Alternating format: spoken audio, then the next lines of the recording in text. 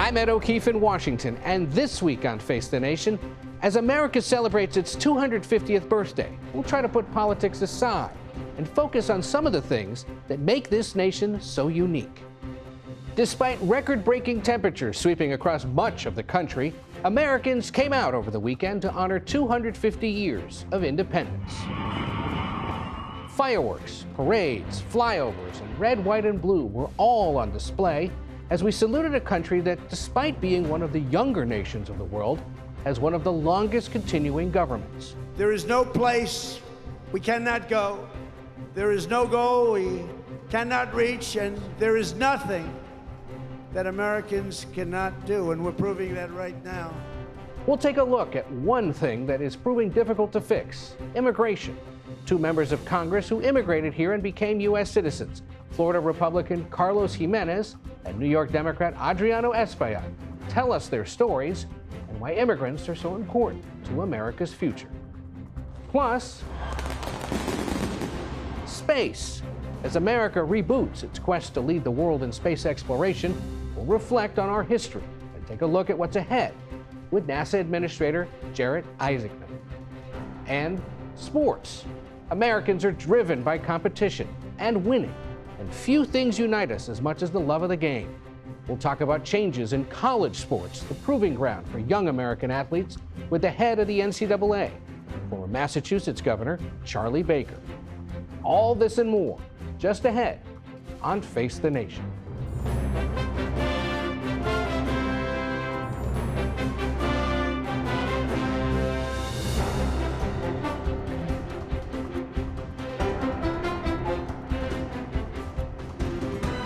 Good morning and welcome to Face the Nation. Margaret is off. I'm Ed O'Keefe.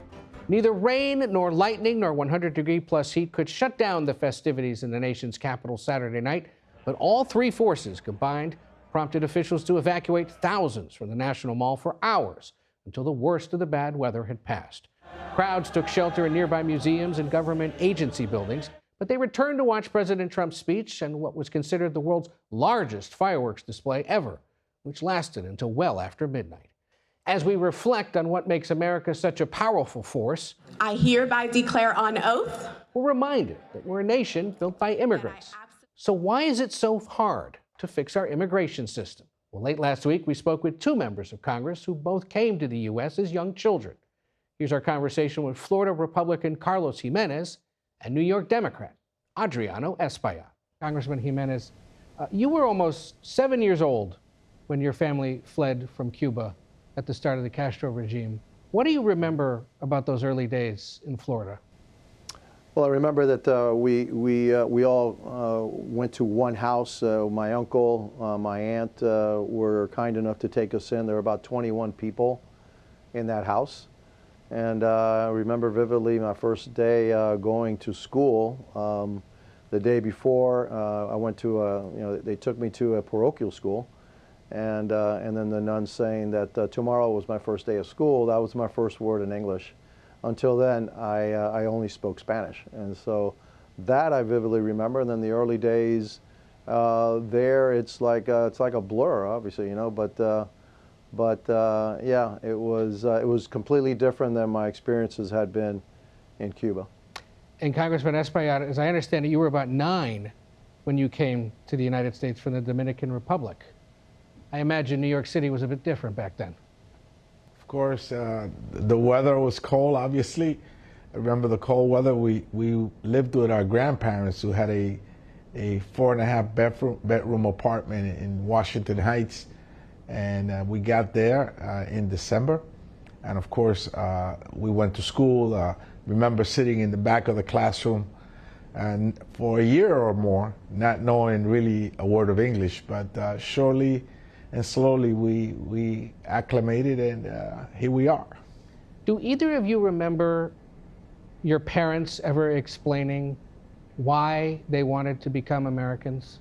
My grandmother was the first one to become a U.S. citizen, and she was so proud of it.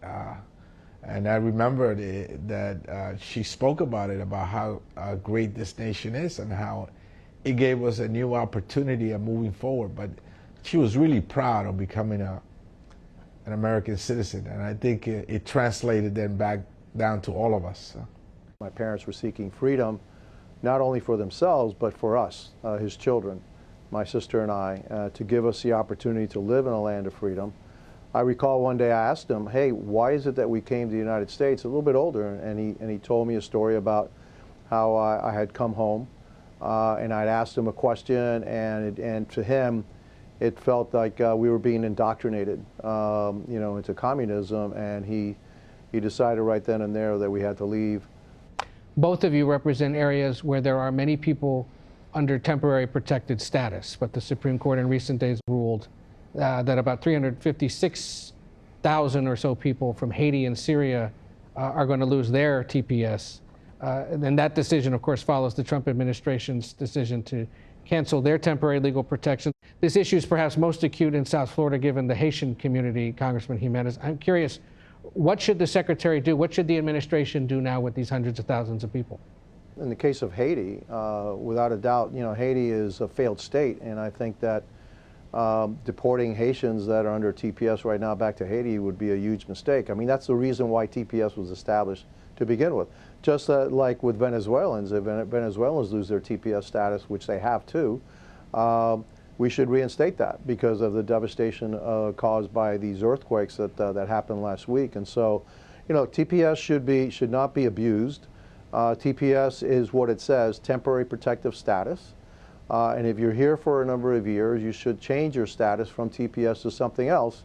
But by the same token, it is meant to safeguard those that are fleeing countries which are either failed states and they would be at risk of going back to them, or countries that really can't handle them right now, as the case of Venezuela. What might be the easiest, fastest bipartisan fix Congress could make to deal with immigration? I believe very strongly that it should be bipartisan. And of course, there are three particular items that I think are easy to fix. Dreamers is one of them. These are young people that came here when they were 1, 2 years old. Many of them don't speak the language of their homeland or have no connections whatsoever with the country where they were born. Yet they're Americans, but for one thing, their green card. It's a fixed number of them. Most people agree that they should be let in. They should be allowed to stay here. So regularizing them is one. Farm workers, many of whom are not going to the fields to work because they're afraid they're going to be arrested and deported. We need them. And then keeping families together is important, because a family that's divided, that's fractured, is a weak family, and many weak families make up a weak nation. Congressman Gimenez, any of those on your list? Look, I agree with a lot of what the congressman has said. The problem of immigration got exacerbated because the open borders that we had during the Biden years, and you had millions and millions of people coming into the United States, and it really drove the issue of immigration, home. And I thought we were getting closer to some kind of a solution until that happened. The borders are now closed, and I've always said that once you secure the borders, then we can have an honest debate about the people that are here, the immigrants that are here, those are undocumented. And I think that we can reach a solution. And those that have been here for years, that have been working, are part of the community, that are part of the economy, we need to find a way to normalize them. Doesn't necessarily mean that they're going to be citizens at the end of the day, but to normalize them so they can come out of the shadows, pay taxes, and then live their life without having fear of somebody coming up and taking them away after 20-something years, and separating from their children that they've had during that time. And so we have to find a solution. I think that the solution could be bipartisan, but it also seems, when the Democrats were in control, it didn't happen. When we were in control, it didn't happen. It's got to happen. What is your message to someone, perhaps Congressman Gimenez, that is on the outside looking in, who might want to come to the United States and build a better life? What would be your message to them? My message is to do it the right way, and then you will be welcomed with open arms. There's a lot of skills that we need here still in the United States, even though we want to make sure that Americans get those jobs, but sometimes you do need skills from outside. And by the way, it's not a bad thing to get new ideas, new perspectives coming into the United States from all around the world, because that's what makes America the greatest country in the world. And Congressman Espaillat? This nation, as we celebrate the 250th anniversary, still has promise. And I think immigration has been a central part of our ability to move forward as a nation. So I ask those that want to come to our nation that bring your ideas, bring your innovativeness, bring your talents, bring your energy, the energy that has displayed itself throughout decades and throughout our history. There's been no period in American history that has not been pushed by immigration forward. Even in our most difficult times, it is the influx of new ideas and new energy that makes our country different. And of course, this is a great experiment, and everybody wants to come to America. Do it the right way. There are channels through which you can do it. We will continue to welcome people from all over the world. This is a nation that still has a lot to offer. It's still relatively a very young nation, and one that I think has a lot of promise towards the future. I'm happy that my parents, my grandparents, who were both factory workers, brought us here to America. What a great promise, what a great nation. Face the Nation will be back in 1 minute with a look at a bright part of our past and our future, space. Stay with us. One of the most unifying events so far this year was April's successful launch of Artemis 2, a mission that had many of us mesmerized for days and introduced a new generation of Americans to one of the bright spots when it comes to American ingenuity. Here's senior national correspondent Mark Strassman. It just went sci-fi. This has, it just looks unreal. America's pioneering spirit, undeniable, unrelenting. It fueled Artemis 2's moonshot back in April. It has defined our country for 250 years, from sailing ship to spaceship. What have you been most struck by? We have seen and felt things that we have never felt before. We felt it with Alan Shepard, the first American in space. John Glenn, the first American in orbit. Oh, that view is tremendous. And throughout NASA's early programs, Mercury, Gemini, Apollo. We choose to go to the moon in this decade and do the other things, not because they are easy, but because they are hard. Earth stood still and felt it in 1969, watching in awe 2 Americans become history's first moonwalkers. Engine stop. We copy you down, Eagle. What? Okay, we're going to be busy for a minute. Tranquility Base here. The Eagle has landed. Roger, Tranquility. We copy you on the ground. You got a bunch of guys about to turn blue. It's one small step for man, one giant leap for mankind. Retired astronaut Charlie Duke was the voice in Houston's Mission Control, talking to Apollo 11's crew. It really, to me, brought the U.S. together and was very significant. Especially given the turmoil of that decade. Right. America's first space shuttle. Over the decades, America invited along international partners to help explore the cosmos, from the space shuttle to the International Space Station, from Hubble and other universe-probing satellites to robotic explorers on Mars. Along the way, moments when the human cost was unthinkable. Challenger in 1986. Obviously a major malfunction. Columbia in 2003. Moments that paused our space exploration, but did not stop it. Ignition. Liftoff. In today's commercial era of space, companies often lead the way rather than countries. SpaceX, Blue Origin, Boeing. And after a 9-year gap, we're again launching American astronauts from U.S. soil. Former NASA Administrator Jim Bridenstine back in 2018. Some of this is American pride. Prestige. I like to use the word prestige. Great nations should be able to launch their own astronauts into space. Booster ignition. Launching them to the moon and back. Now bound for the moon. Yes, space is hard. But America's space story would feel familiar to her original settlers. Determination leading to discovery. It is absolutely spectacular, surreal. There's no adjectives. I'm going to need to invent some new ones to describe what we are looking at out this window. Our Mark Strassman reporting. Thanks to him for that. We turn now to NASA Administrator Isaacman, who's back on the ground after his 4th of July flyover. Yes, he was one of those piloting one of those jets right there. I think you're going to stand in Face the Nation history as the first to ever pilot a flyover and then show up for the show. So we appreciate it. Thanks for being here. I was grateful to participate in such a historic event as was yesterday, and to be here today and talk about such an amazing subject. Yeah, and that's part of why we wanted you here, because I think we've reflected on the last few months about how Artemis especially really seemed to bring the country and to some extent the world back together to focus on this common journey back into the great beyond. Why, in your view, is it so important that America maintain a presence in space?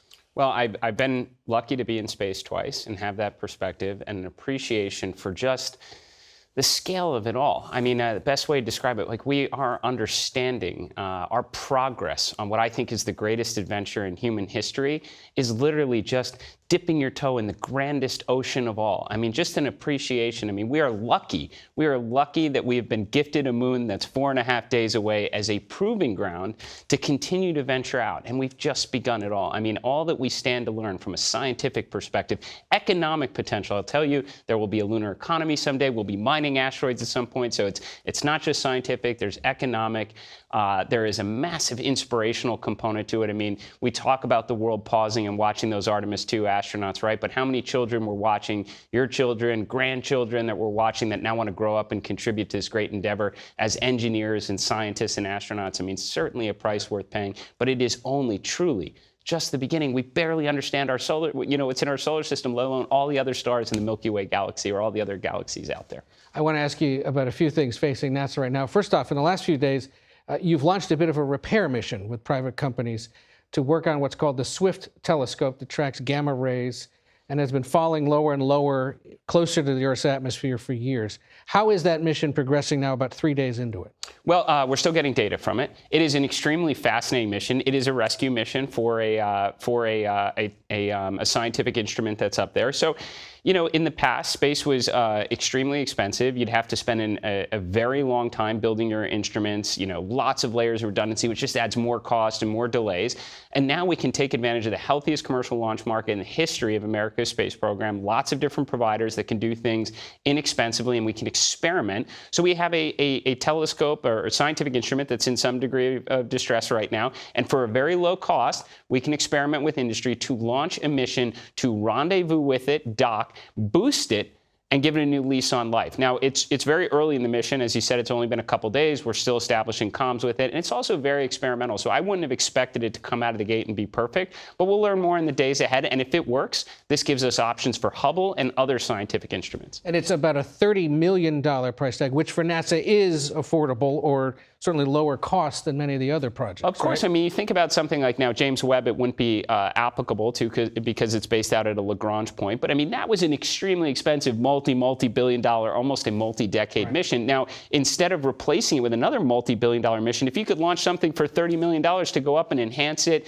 give it a new lease on life, that's money well spent. Now, again, you wouldn't do it with James Webb, but this is a good example of a mission where you could test out the capability, and who knows the value it'll have in years ahead. In the last century, Russia was our biggest space competitor. In this one, arguably, it's China.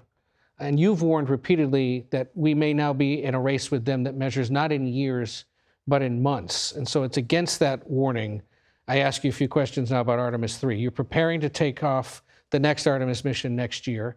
You have had, however, some setbacks. Are you still confident it's going to go off as scheduled? Well, I would just say first, it's not arguably. We are very much in a space race right now, and the Chinese are moving at incredible speeds, and they are certainly capable of doing what the Soviets were not during the first space race. The Chinese will land their taikonauts on the moon. There's no question. The question is, will the United States return before them?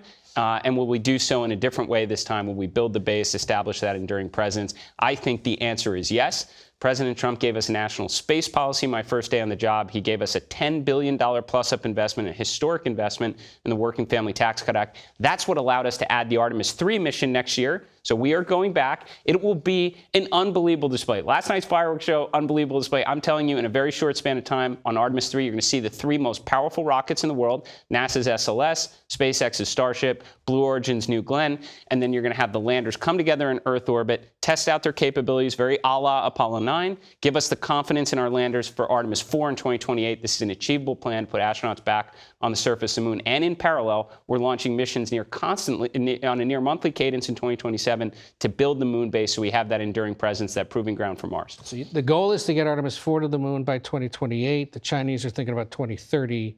Any delay potentially puts us too close to their 2030 goal. Well, right? they said before 2030. I want to clarify. That's why I say this is months, not years right now. They are thinking in 2029. We're saying end of 2028 is when we're targeting the landing. That is months, not years. But we have an achievable plan. We have a national space policy. We have bipartisan support from Congress. We have the best and brightest from around the nation that did this before, and we'll do it again. One of the issues in getting ready for these next missions, of course, is what happened with Blue Origin's New Glenn rocket a few months ago.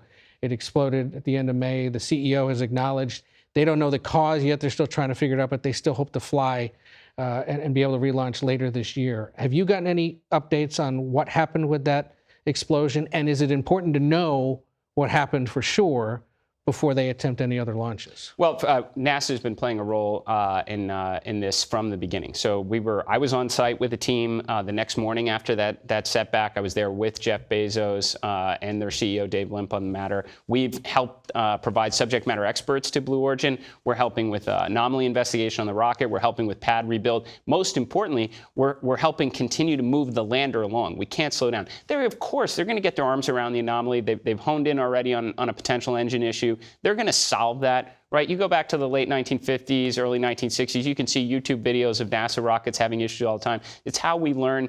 No one got hurt in this. So they're going to learn, they're going to fix their engine, they're going to rebuild their pad, they're going to get back to launching rockets. NASA's there to help. And like I said, it's the healthiest launch market in the history of America's space program. We have lots of providers that can contribute. We got to keep the lander progressing and ensure we have the right outcome, which is a successful Artemis 3 mission, and then we land on Artemis 4. In our remaining seconds, you mentioned moon bases. By 2029, you want to have humans living on the moon for extended periods of time, right? Well, I would say starting in 2027, we want to start building the base. In 2028, when the NASA astronauts get to the surface of the moon, there's going to be a buggy there, a lunar terrain vehicle. There's going to be the start of infrastructure.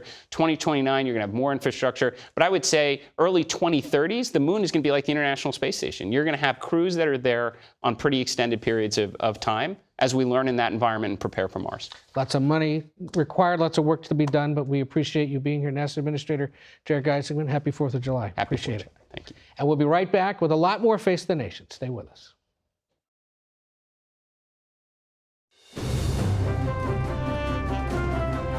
Welcome back to Face the Nation. Tomorrow, the U.S. national soccer team takes the field against Belgium in the round of 16 in the World Cup. And along with many diehard Knicks fans, I'm still feeling the thrill of last month's NBA championship. And then there were those amazing Olympic gold medal wins of both women and men's U.S. hockey teams. I could go on, but to take a look at some of the big changes in college sports, including new rules allowing athletes to earn money and schools to directly share revenue, we spoke with the president of the NCAA, former Massachusetts Governor Charlie Baker, and asked him about those changes. I think it's a good thing. Is it messy? Yes. Could it have been less messy? Maybe. But when you go through something like this on this kind of scale, where you're talking about $1 billion potentially going out to student athletes every year, it's going to be challenging. And as a result, it has been. You're supportive of the bipartisan Protect College Sports Act because it establishes national standards on the name, image, and likeness program for student athletes because it limits player transfers and makes other changes that are designed to be equitable, at least in the legislation, across college athletics. But you know several of the largest athletic conferences take issue with this legislation. So as Washington continues debating it, why do you think it's necessary? Why do you think it's worth passing? If you were to say to me, is the eligibility system that we currently have working? I mean, if everybody would comply with it and stay out of the courts, maybe, but they don't.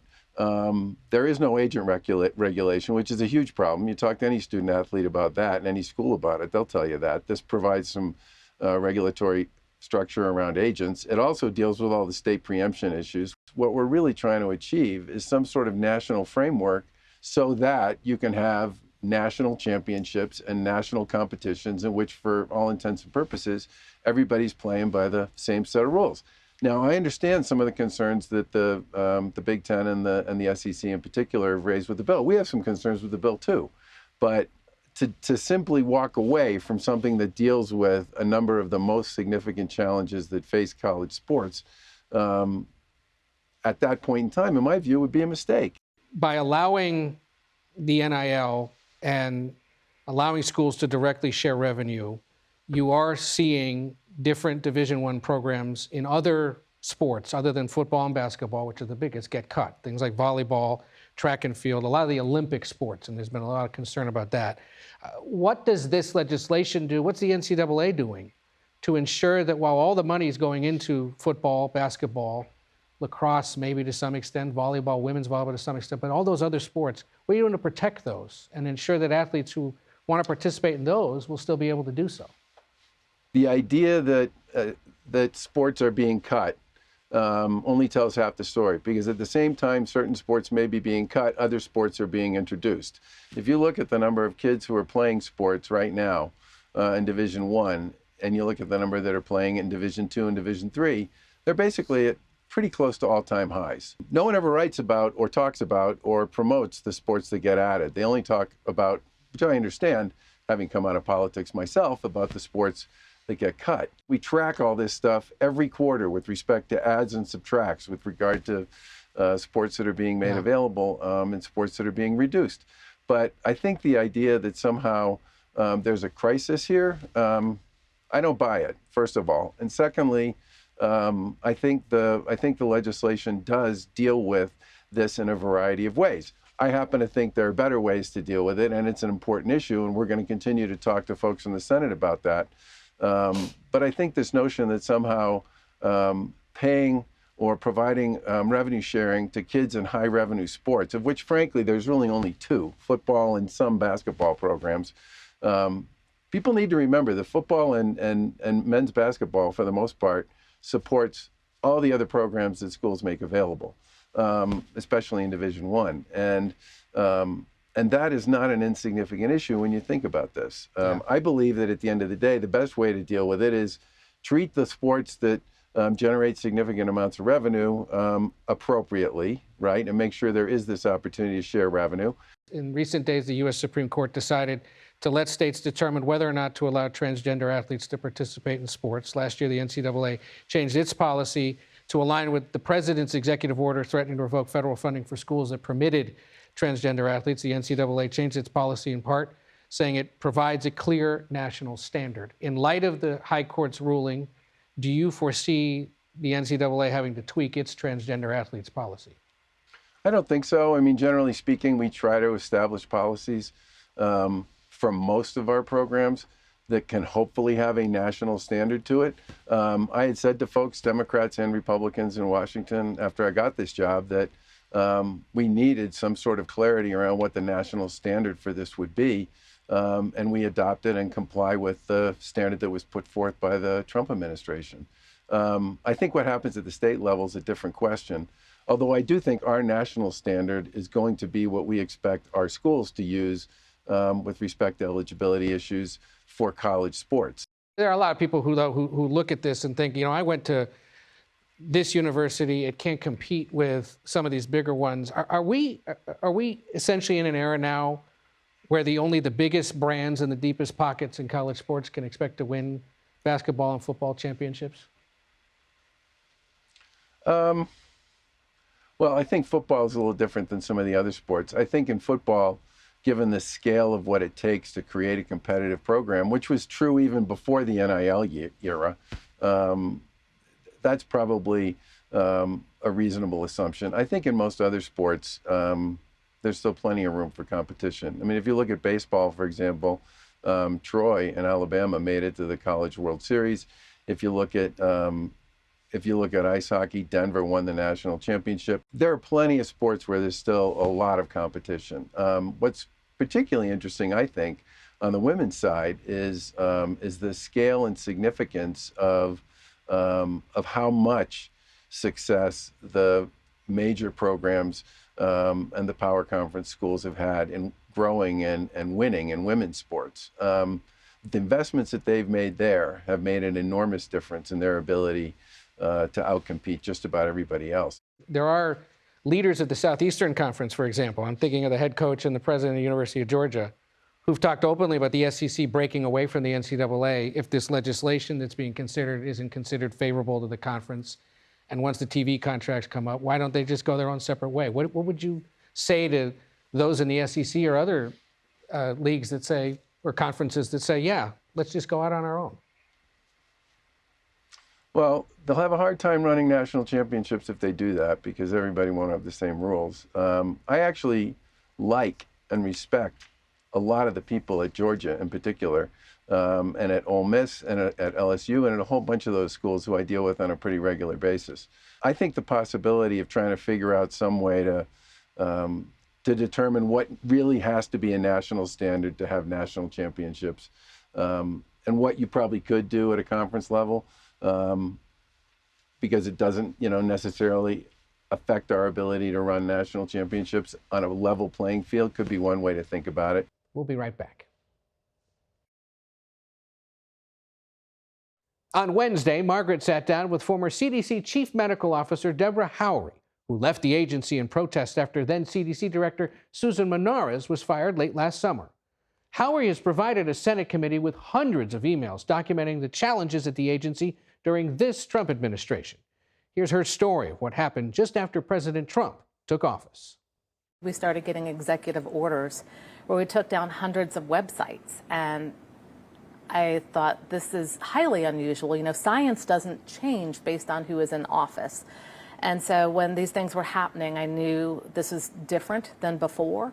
I also didn't brief the secretary, which was very different than prior administrations. So the websites you're talking about being taken down, this was because of the executive order to remove references to gender ideology. Yes, and that included the term gender. And gender was in many of our data sets. Gender of animals, we had transgender guidance around MPOX. All of that we were told to take down. So it included the CDC and FDA pulling down how physicians should treat STDs. That seems important information. It's very important information, but it referred to transgender, and you couldn't just do a word replace. And so we highlighted things like this that, and again, as a doctor, it was very concerning to me that if you've got patients and doctors that need specific clinical guidance, to not be able to provide that information. You also documented a scramble on the inside to get some of the sites back up. Yes. And this happened to be just a day after the secretary had finished his confirmation hearings. Why? We were told that there was a concern it could hurt the secretary's confirmation, that if vaccine-related information was missing from the website, that it could reflect poorly on him. Specifically information about vaccines? Yes.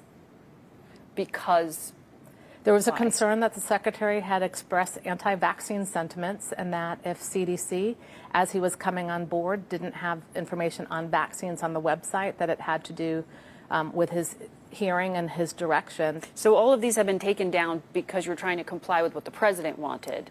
Correct. But then realizing it might hurt votes to confirm the secretary, you had to scramble and put some of them back up. That's our understanding, and to be very clear, sounds very confusing. When we took the websites down, we flagged that many of these websites contained information such as that. I don't think they understood the volume or the impact till media and others started noticing all the websites that were gone. Mm-hmm. During the secretary's confirmation hearing, he said all decisions would be free of political influence and guided by science. Yes. But you received an email from his chief of staff telling you of the, quote, absolute need for political review of major decisions at the CDC.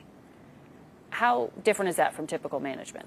That has never happened before. Usually, certainly there would be political review of high-level decisions, but not every decision.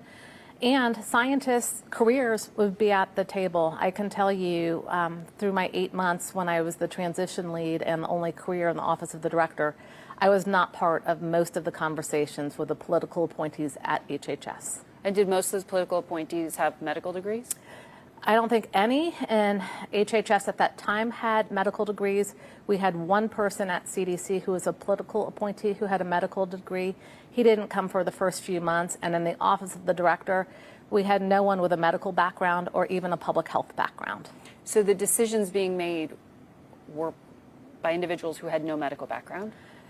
No medical background, and not only no medical background, no science background, and for many of them, no background in government. And I want to be clear, it's certainly okay to have different perspectives, and different expertise, but then you want to make sure that the scientists and the experts are also being heard and part of those decisions, and we weren't. Mm-hmm. Back in 2024, 2025, this was a really intense flu season, the worst in more than 15 years. Nearly 300 kids died. At that time, HHS had this awareness campaign called Wild to Mild. Yes. And it encouraged everyone, it said, 6 months and older to get a flu shot. So one day after Secretary Kennedy is sworn in, there are then a flurry of emails saying this is a direct request, that was the language used, from the secretary to pull down all of those ads. Why? I first thought there's a misunderstanding where children are dying. It's an active flu season. It's not like flu is over, and we'd already paid for these ads. So it didn't make any sense. And so I brought it to our political leaders and brought it back to our communication staff and asked them to please relay back to the department. Surely this isn't what you want. Mm-hmm. And then we got a note back. It's a direct request from the secretary. A growing number of states, 29 plus DC, have announced they're no longer following CDC recommendations as a benchmark for childhood vaccines. They said this is too much. Do you think that public health and faith in public health can be restored? I think the secretary has caused a lot of irreparable harm. And when you look at many of the polls out there, the trust in public health, specifically CDC, has decreased dramatically, over 20 points in many polls. That's really difficult to recover from. And when states are removing links to the CDC website and following other medical organizations, I don't know how you build back that trust overnight. Autism and finding out more about it is a real focus for the secretary. Before, when he was running for president himself, he put this at the top of his agenda as well. A lot of families are looking to him with a lot of hope. Do you trust what is being conducted in terms of research into autism? Absolutely not. And that's unfortunate because autism is a significant issue in our country and worldwide. But there's not a single answer to it. We know that 40 to 60% is linked to some sort of genetic etiology. There's environmental factors. There's probably infectious disease factors. So you need to really have a robust field of study around autism versus, again, looking at a single question. And what we saw was back in February and March, we were asked to look at autism. And we proposed several different ideas, including a large study looking at autism and working with NIH. And what came back to us was, no, we want to look at the vaccine safety data link data for autism. So narrowing in on vaccines and autism versus what we had proposed. And even more concerning is when my staff reached out to NIH scientists who did autism work, they weren't aware that the NIH acting director and some of the other NIH politicals had reached out to us about looking at vaccine and autism and CDC data. How is that possible? I guess there wasn't communication between the NIH politicals and the NIH experts on autism. And after that, there was no more communication between our scientists in autism and the NIH scientists on autism around that topic. The Kennedy aides did not trust the professionals within the CDC and the NIH. Is that fair? I'd say that's fair. In your emails, there's one from the director of the National Center on Birth Defects and Developmental Disabilities. And she said they're looking in how to respond to questions about vaccine safety and autism. And that's when you said, not until we're asked, and don't go so narrow. Whatever happened to that? Was there ever a CDC study launched? No, well, not on what I had proposed. What I had proposed back to that center director was that autism was an important thing to study, and we should be looking broader and working with NIH. What came back instead was that NIH, the acting director, as well as a contractor, John Powers, who's now an NIH Institute acting director, were going to look at the vaccine safety data with a lens towards autism. Back in April, the Secretary held a press conference on what he called the autism epidemic, and he claimed that the media has an ideology of epidemic denial, that we are not asking enough questions about why there is an uptick. You wrote in one of your documents here that there was a bit of concern that you heard after the Secretary spoke. What concerns were you hearing? Even, President Trump's first Surgeon General, Jerome Adams, put out on social media about how the Secretary really focused on profound autism and not really looking at the whole spectrum of autism and not looking at highly functional individuals. Yeah, and just really demeaning, in my mind, anybody with autism versus recognizing the struggle that individuals and families have and how we could support them. And he, really kind of misrepresented the data, like conflating information on states when a lot of it had to do with detection. And if we had been able to brief him, like I had suggested, since it was a CDC paper, we could have walked through that with him, like what the statistical analyses meant, what some of these findings meant, but we weren't given that opportunity. And there was backlash from many in the autism community, including groups like Autism Speaks, because of how the Secretary spoke about autism. And again, autism is impacting so many families in our nation. We need to look at it seriously and not with a conspiracy lens like the Secretary is doing. You say a conspiracy lens. The Secretary from the podium said somebody made a profit by putting that environmental toxin into our air, our water, our medicines, our food. And it's to their benefit to say, to normalize it, to say, this is all normal, it's always been here. You believe he had already concluded this, and that's what you were hearing. It was also that, in my emails, you'll see that he has requested data from 30 plus years ago from studies that have been replicated, that Congress has found that there was no wrongdoing on, because he was convinced that CDC was hiding information on autism and vaccines. Again, if we want to do studies looking at all of autism, and vaccines as a component of it, maybe that's okay, but looking at studies from 30 years ago that have really been litigated over and over, that's a waste of taxpayer money and really, in my mind, a disservice to families that want to know what is causing autism in their children and how can you treat it. But he seemed to believe that there was a cover-up. Yes. Within the CDC. Yes. And he had written about that in many of his books as well. When I was transition lead, I prepared for his arrival by reading many of his books and taking notes, and had really looked at what were some of the falsehoods in those books and tried hopefully to have a discussion with him around what we had found in data, but that didn't happen. In all of these documents, there also seems to be a theme here of the political leadership being completely out of sync with the medical professionals and also disconnected from the Trump administration's DOGE cuts. Yes. One of the Secretary's aides is emailing asking why data crunching hadn't been done for weeks, and you explained the chief data officer and so many people on the IT team had just been laid off. Yes.